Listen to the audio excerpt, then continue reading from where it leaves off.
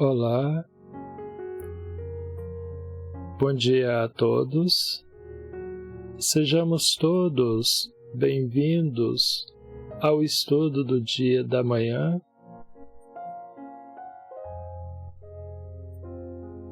Eu sou o Wagner, eu participo do grupo espírita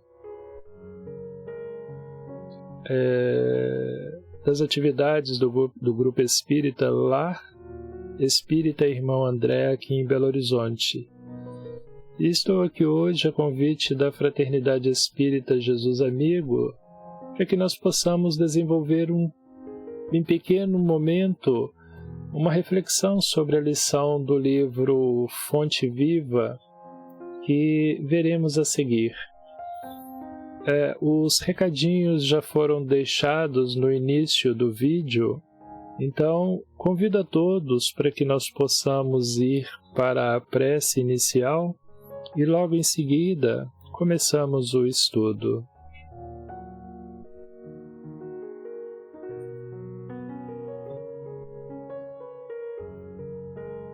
Que possamos fechar os nossos olhos por alguns instantes, elevando nosso pensamento a Deus, agradecendo a oportunidade da manhã, a oportunidade da vida física, e agradeçamos ao nosso anjo da guarda que, junto conosco, buscaram nos auxiliar através do bom pensamento para que, pela manhã, pudéssemos dispor de alguns instantes para meditar sobre essas lições que a doutrina espírita nos oferece através da psicografia do Chico Xavier.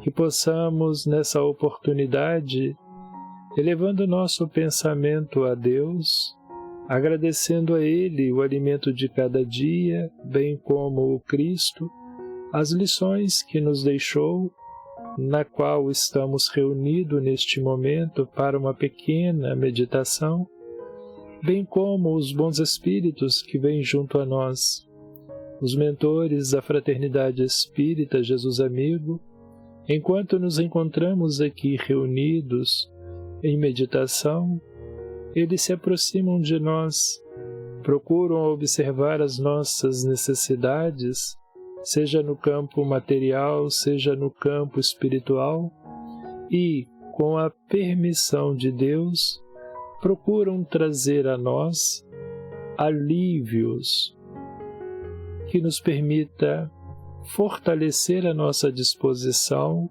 de continuar a caminhada que nos pertence.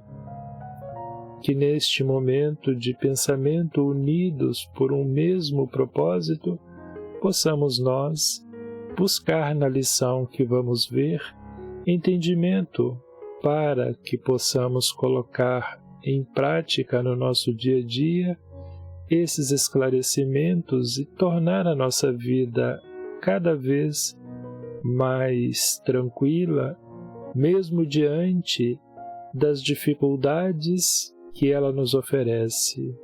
Que assim seja. Então, a nossa lição de hoje é Vê e Segue, do livro Fonte Viva. Nessa lição que vamos verificar no dia de hoje,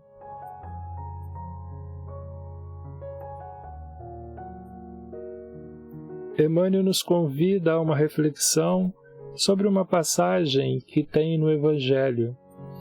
Essa lição nossa, ela se encontra no livro Fonte Viva, na lição 95, aonde Emmanuel pega uma passagem de João, lá no capítulo 9, do versículo 25, aonde está escrito assim: há um momento em que vários doutores da lei chamam um cego de nascença para questioná-lo. E a resposta desse cego de nascença para as perguntas é assim: uma coisa sei, eu era cego e agora vejo. Qual o ensinamento moral dentro desse trecho que Emmanuel nos traz no dia de hoje? Para que a gente possa compreender melhor essa resposta deste cego de nascença, em que os doutores da lei questionam ele, vamos pegar também o versículo 24 para termos melhor compreensão. Então, nesse versículo 24 diz assim: Então os líderes judeus chamaram pela segunda vez o cego de nascença, o homem que tinha sido cego, e disseram: Jura por Deus que você vai dizer a verdade. Então, os doutores da lei dizem que nós sabemos que esse homem, Jesus, é pecador. E o cego de nascença, respondendo aos doutores da lei, diz assim: Se ele, Jesus, é o pecador, eu não sei. De uma coisa eu sei: eu era cego e agora vejo. Então, o cego de nascença não conhecia Jesus, não sabia dele. E quando Jesus se aproxima dele, e quando Jesus, vendo a sua condição, e quando os discípulos perguntam a Jesus quem era o responsável pela cegueira deste ser, visto que ele era cego desde o seu nascimento, os discípulos perguntam a Jesus: ele é cego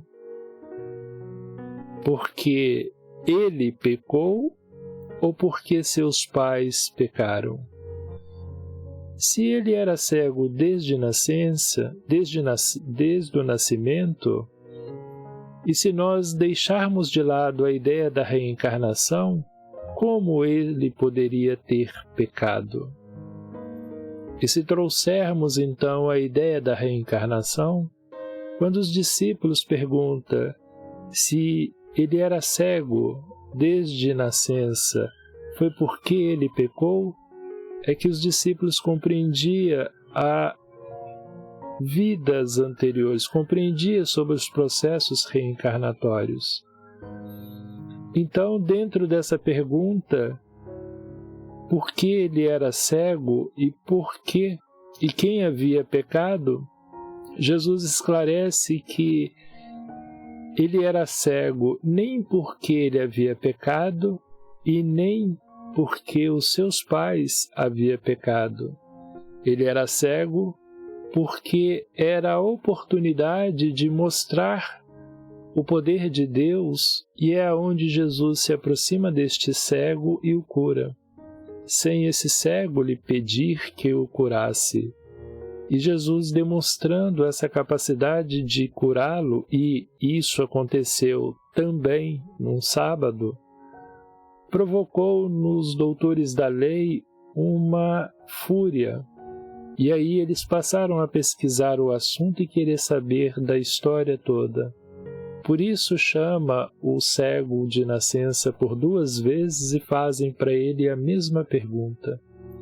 E o cego diz: eu não o conhecia, mas sei de uma coisa: eu era cego e agora vejo.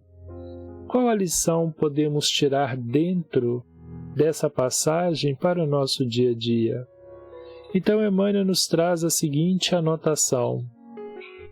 Ele diz para nós nessa lição 95 do livro Fonte Viva o seguinte: apesar de o trabalho renovador do Evangelho, das lições renovadoras do Evangelho, nos círculos da consolação e da pregação na nossa vida cotidiana, enquanto nos consola, também nos orienta, desdobram-se diante das massas, semeando milagres de reconforto na alma do povo. No entanto, o serviço sutil e quase desconhecido do aproveitamento dessa boa nova, dos ensinamentos do Evangelho, desse trabalho renovador do Evangelho, é sempre individual e intransferível. Ele mostra para nós que, apesar do Evangelho ser lançado no meio da multidão, no meio da sociedade como um todo, trazendo a todos a consolação, mas também trazendo a todos a orientação, a advertência, os ensinamentos como não julgueis para não serdes julgados, perdoai não 7 vezes, mas 70 vezes 7, fazei ao outro o que gostaria que fosse feito, aí temos a advertência. E as consolações, bem-aventurados os aflitos, bem-aventurados os puros de coração, bem-aventurados os pacíficos.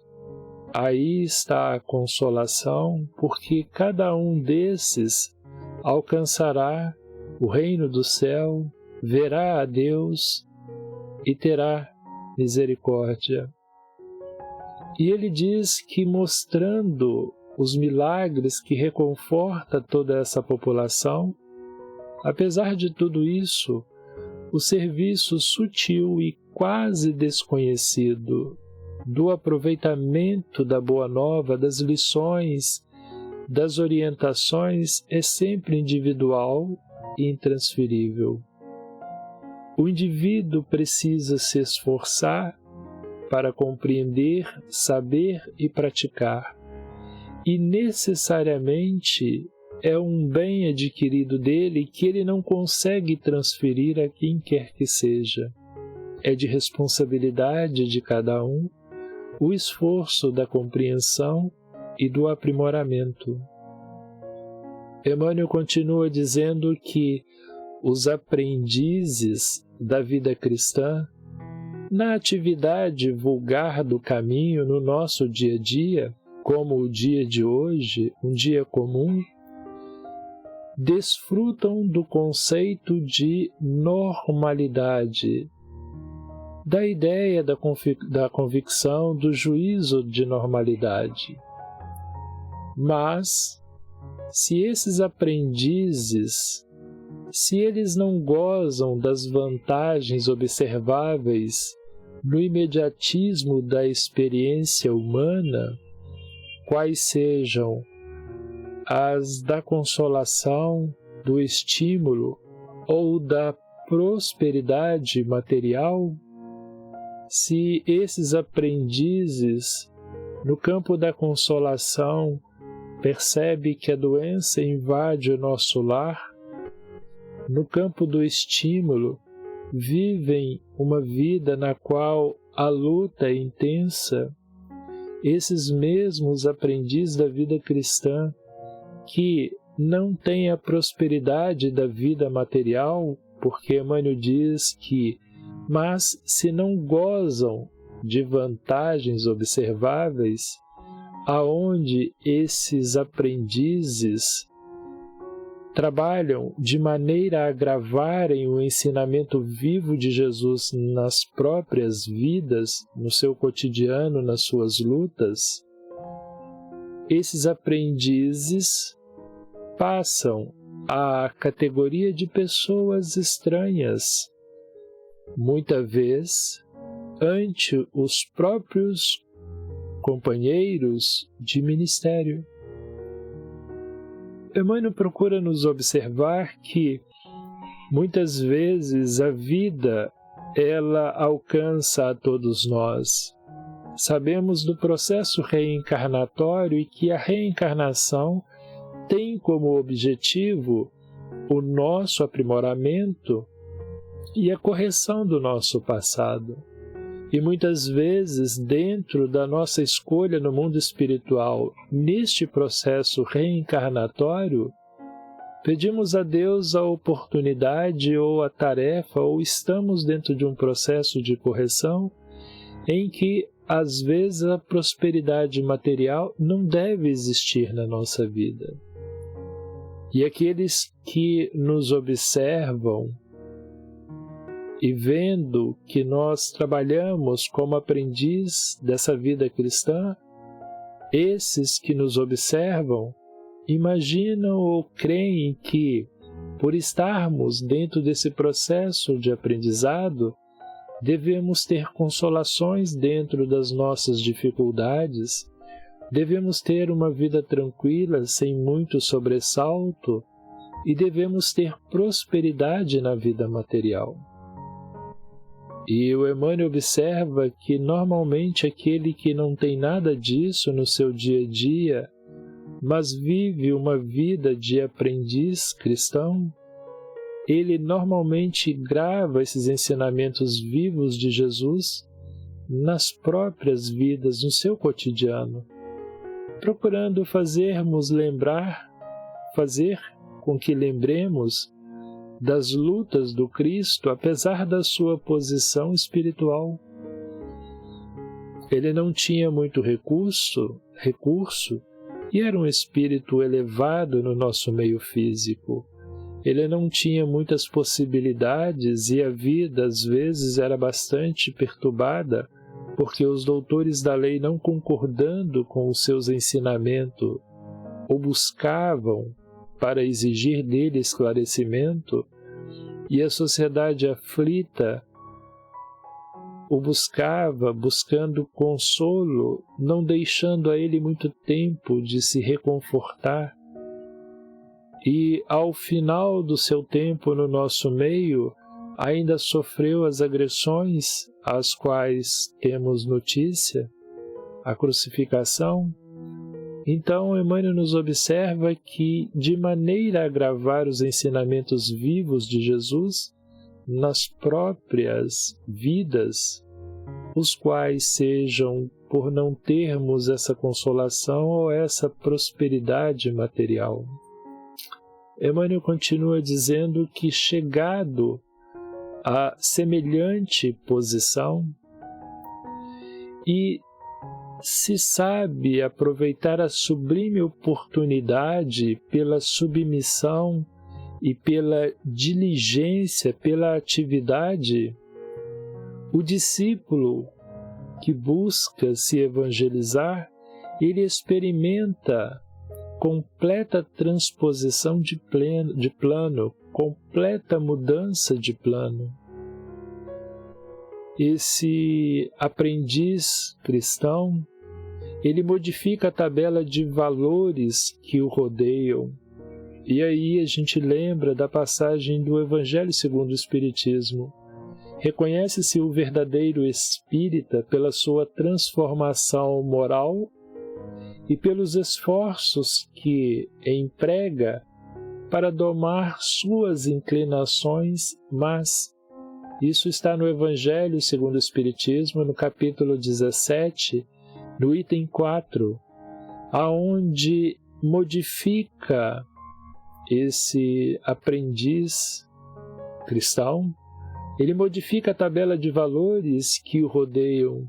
Aquilo que antes ele dava importância, ele começa a deixar de lado, que é a preocupação com a vida material em si, e começa a trabalhar na sua espiritualização. Emmanuel continua dizendo que esse aprendiz sabe onde se ocultam os fundamentos eternos. Que ocultação é essa e que fundamentos são esses? Indo também lá no Evangelho segundo o Espiritismo, lá no capítulo 13, no item 11, há um momento em que fala sobre a caridade.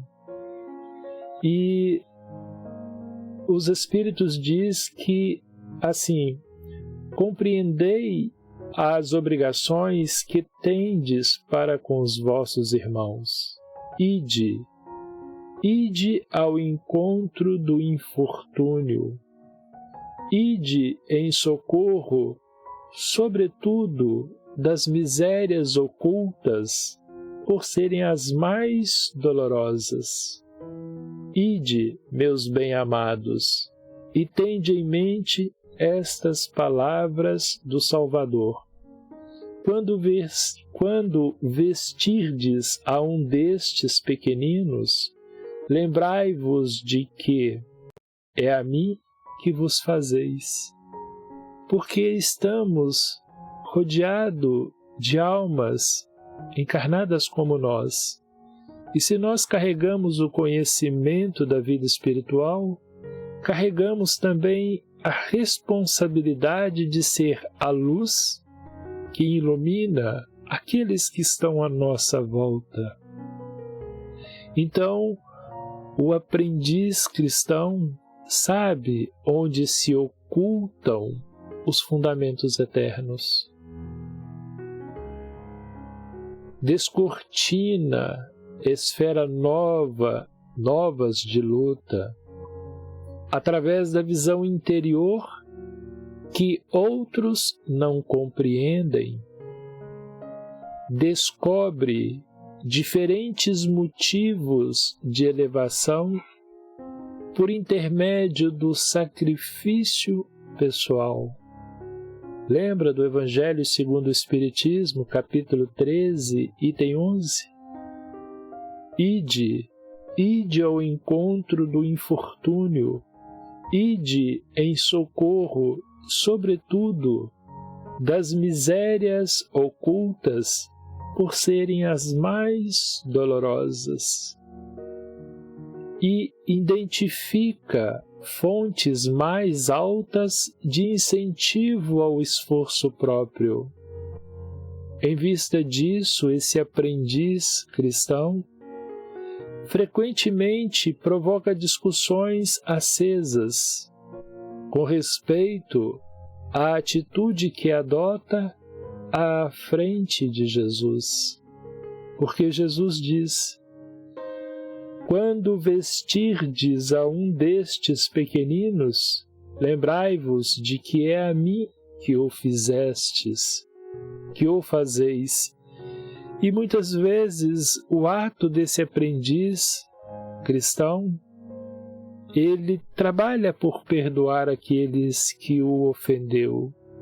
Ele trabalha por auxiliar aqueles que vivem à sua volta e que está sempre errando. E aqueles outros que estão à volta observando o seu ato de auxílio, muitas vezes o repreende dizendo: é necessário deixar que este experimente as dificuldades que a vida propõe a ele para que ele possa aprender. E a doutrina nos mostra, através do Evangelho também, que nós não sabemos quando é a hora de cessar o sofrimento daqueles que estão à nossa volta. Então, que nós devemos observar que se Deus coloca nas nossas mãos recursos que permitem aliviar as dores do próximo, que o façamos. Se aquele próximo carece, se ele está dentro do momento de alívio, as nossas ações minimizarão as suas dores. Mas se não tiver, as nossas ações não o afetará em benefício próprio naquele momento. E é natural que, observando o que fazemos e o resultado, vamos aprendendo com isso a lidar com as dificuldades à volta e sabermos o momento de auxiliar corretamente e o momento de aguardar o auxílio adequado àquele que muitas vezes persiste no erro. Devemos lembrar que somos espíritos e temos almas diferentes. Emmanuel vai finalizando dizendo que, por ver com mais clareza as instruções reveladas pelo Mestre, é tido a conta de fanático ou retrógrado, idiota ou louco.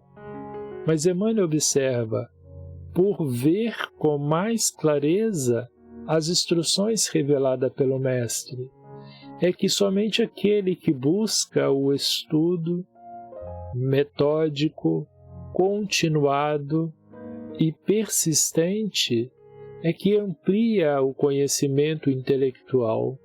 E somente a partir deste momento, com esse conhecimento intelectual, é que ele passa a ver com mais clareza essas instruções reveladas pelo Mestre.